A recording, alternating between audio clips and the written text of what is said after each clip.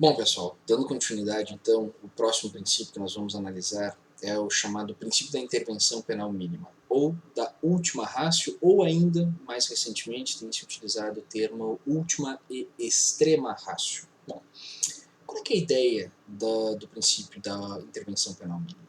A ideia básica, pessoal, é que o direito penal, pela gravidade, pela seriedade, dos comportamentos que regulamenta e das consequências que ele gera para a vida, ele deve ser utilizado como ferramenta do Estado em último caso. Ou seja, é a ferramenta mais extrema porque lida com o impacto na liberdade individual.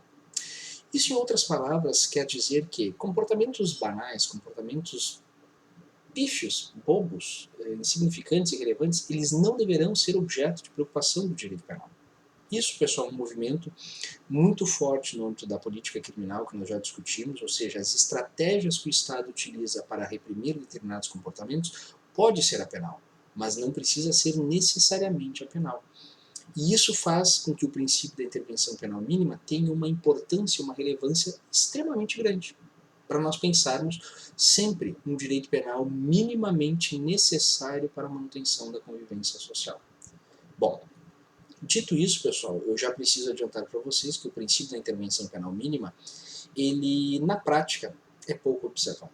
O que nós vemos no dia a dia é um movimento de aumento do direito penal, de constante criminalização, de que tudo para ter alguma importância para a sociedade, para a vida, precisa ser penal. Do contrário, as pessoas não irão respeitar. Isso é muito grave, isso é muito sério, que faz com que comportamentos absolutamente insignificantes venham a ser rotulados como crime, como objeto do direito penal. E isso é sério porque acaba gerando, no final das contas, uma preocupação do Estado em punir esses comportamentos e não punir adequadamente comportamentos mais graves ou destinar recursos para policiamento, para fiscalização, para repressão e combate de crimes mais severos. Bom, dito isso, por que então nós não respeitamos o direito penal enquanto última ratio? Por que nós deixamos de atender isso? Uma das razões que eu colocaria como razão que justifica essa não atenção, esse não respeito, é o fato de que, diferentemente do princípio da legalidade, o princípio da intervenção penal mínima ele não vem previsto em lei. E isso faz com que ele seja uma pura construção doutrinária ou uma mera orientação político-criminal presente nas entrelinhas da Constituição. Ou seja, é difícil a gente observar aquilo que não vem taxativamente escrito. E está aí a prova.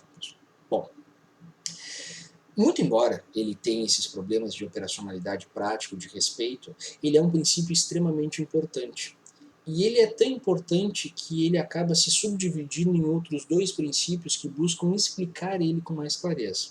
A ideia básica, então, do princípio da intervenção penal mínima é de que o direito penal deve ser o último recurso. Mas para nós chegarmos a este quadro de que o direito penal deve ser o último recurso, nós precisamos analisar ainda dois subprincípios que estão inseridos dentro da noção de última ratio. E o primeiro desses princípios é o chamado princípio da subsidiariedade. Eu gosto de trabalhar primeiro com o princípio da subsidiariedade para que vocês entendam a lógica político-criminal que está por detrás dele. Ou seja, o direito penal vai ser sempre uma alternativa do Estado? Sem dúvida. Um direito penal absolutista, um direito penal chamado liberticida, ele vai utilizar o direito penal como primeira opção sempre. Porque é uma alternativa que ele tem. Ele tem esse poder, como nós vimos na aula anterior, o direito penal e o Estado ele tem o direito de punir as pessoas. Podemos contestar, podemos discutir o modelo de Estado, mas ele tem esse poder, nós não podemos negar. Agora, ele não poderá utilizar esse poder de punir sempre. Ele precisa de requisitos, ele precisa de situações que valham a pena ele intervir, utilizando a privação da liberdade como ameaça. Pensando nisso, a criação e o desenvolvimento do princípio da subsidiariedade vem a dizer de forma bem clara que, ok, o Estado pode utilizar do direito penal, mas ele só vai poder realmente utilizar, ou só vai poder ser realmente legítimo o uso do direito penal quando ele demonstrar que outros meios menos graves, menos severos para a liberdade individual poderiam ser utilizados e o resultado não teria sido atingido. Basicamente é o seguinte, pessoal. Se eu posso usar o direito civil, se eu posso usar o direito administrativo, por que eu vou usar o direito penal? Por que eu vou sacrificar a liberdade, que é um valor, que é um princípio importantíssimo na nossa sociedade, para dizer que isso é crime? Ou seja, quando o Estado não faz esse juízo, ele está deixando de atender a ideia do princípio da intervenção penal mínima e, mais especificamente, a lógica da subsidiariedade. Vejam, por exemplo, o problema do combate ao fumo, que nós já discutimos na aula sobre política criminal. Nós poderíamos criminalizar o consumo de tabaco? Poderia. Mas nós não temos alternativas mais eficientes, nós não temos uma política sanitária de conscientização, nós não temos uma política tributária de elevação de tributos para as pessoas que consomem o cigarro como formas de fazer com que essas pessoas deixem de consumir. Por que então nós vamos utilizar o direito penal? Essa é a grande pergunta, este é o questionamento que eu coloco para vocês. Não vai fazer sentido o Estado utilizar o direito penal quando ele tiver como ferramentas outras menos gravosas, ok? Bom, além disso, o princípio da intervenção penal mínima ele traz consigo a ideia de fragmentariedade, ou seja, além do princípio da subsidiariedade, dentro do princípio da intervenção penal mínima, nós temos também o chamado princípio da fragmentariedade.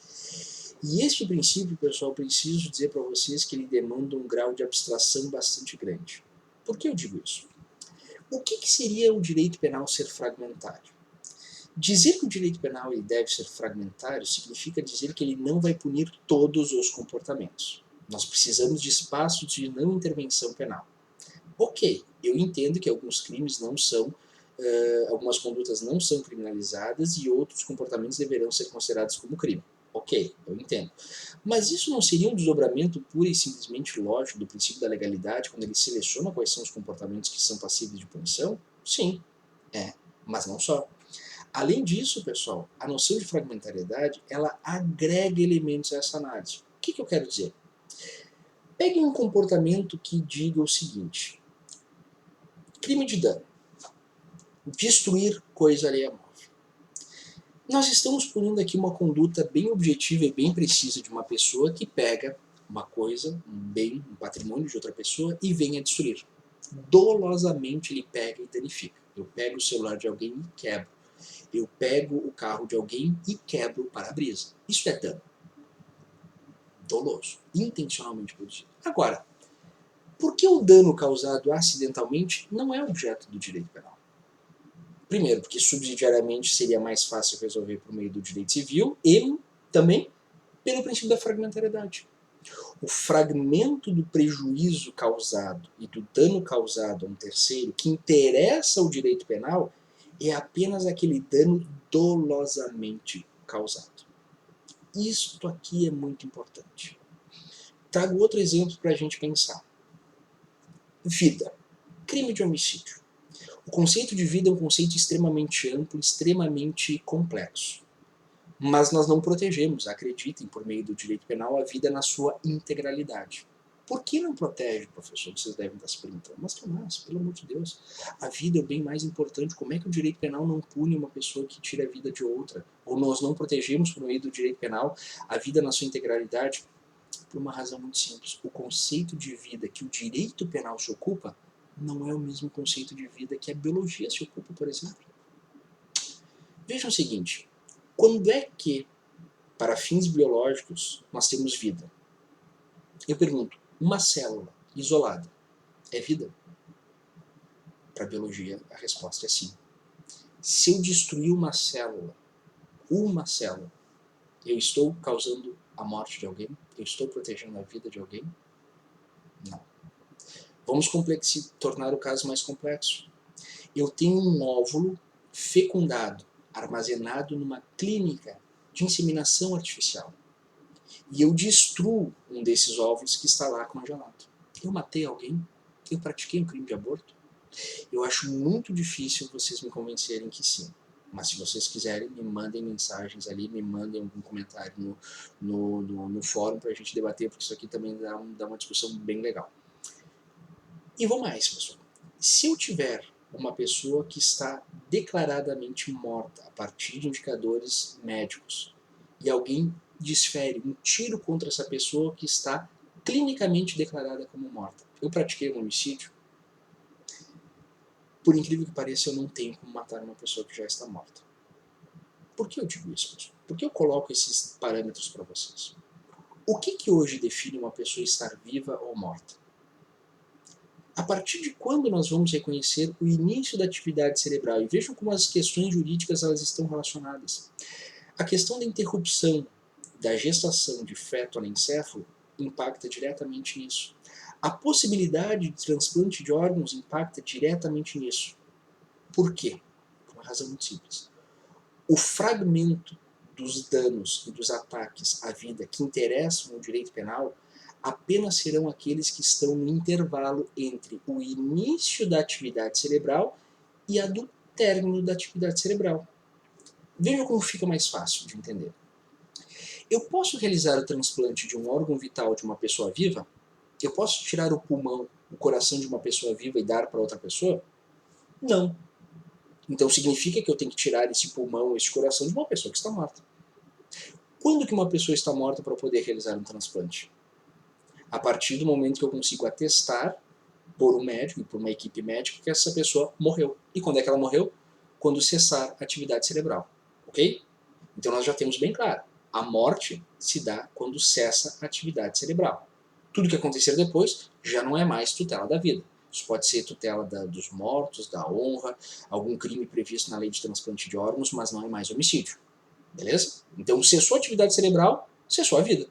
E aí eu posso realizar os procedimentos cirúrgicos de transplante de órgãos. Ok. Em termos lógicos, pessoal, faz sentido para vocês ter um critério que define a morte diferente daquele que define a vida? E aí eu peço para vocês olharem a decisão do Supremo quando faz a leitura da autorização da interrupção da gestação de feto anencéfalo. Por quê? Se a mulher está gestando um feto que não tem atividade cerebral, o Supremo Tribunal Federal entendeu que isto é uma interrupção de uma gestação de um feto anencéfalo e que, portanto, não permite a incidência do crime de aborto que pressupõe atividade cerebral. Ou seja, para nós falarmos da incidência do crime de aborto, a partir da leitura do Supremo e da lei penal, eu preciso ter atividade cerebral. Antes disso, eu não tenho. E aí eu pergunto para vocês, pílula do dia seguinte interrompe uma gestação? Sim. Destrói vida no conceito biológico? Sim. Mas é crime de aborto? Eu, pessoalmente, penso que não. E a partir do que eu estou colocando para vocês, desses critérios legais. Vejam, eu não estou aqui fazendo juízo moral, eu não estou aqui fazendo nenhum tipo de discurso pró ou contra alguma coisa. Eu só quero que vocês façam uma leitura jurídica desses problemas. Então vejam, retomando de forma bem sintética. Pelo princípio da intervenção penal mínima, o direito penal tem que ser a última razão, a última alternativa à disposição para lidar com o conflito social. E para saber quando nós estamos diante de um conflito social grave que demanda a utilização do direito penal, a primeira coisa que eu tenho que perguntar é: o direito penal pode ser utilizado nesse caso? Pode. Por quê? Porque outros ramos do direito se mostraram absolutamente insuficientes. Ou não, não pode ser usado porque outros ramos do direito se mostraram absolutamente suficientes. E, além disso, como é que eu analiso especificamente a gravidade de um fato? A partir do princípio da fragmentariedade. Ou seja, eu não vou tutelar a integralidade dos ataques aos bens jurídicos, eu só vou pegar aqueles que são genuinamente graves. E é a partir da noção de fragmentariedade que a gente vai poder chegar neste patamar de análise. Ok, pessoal? Qualquer dúvida, pessoal, não esqueçam de postar no fórum e vamos falando, tá, pessoal? Até mais. Tchau, tchau.